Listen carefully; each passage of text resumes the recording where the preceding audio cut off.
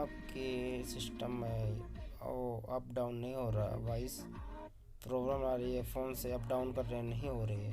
अगर सिस्टम से कर रहे हैं तो हो रही है, फ़ोन से अप डाउन करने के बाद नहीं हो रहा है सॉन्ग चलाने के बाद। तो उसके लिए आपको अपने फ़ोन की सेटिंग करनी होगी। स्टेप बाय स्टेप ये फ़ोन की सेटिंग है। ये रेडमी का फ़ोन है, एमआई का।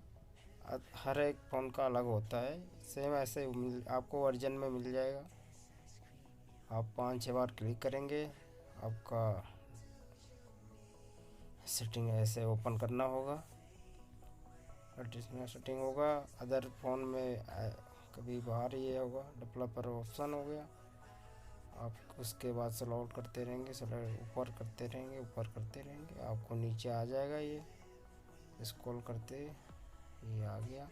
इनेबल होगा तो डिसेबल करना है, डिसेबल होगा तो इनेबल करना है।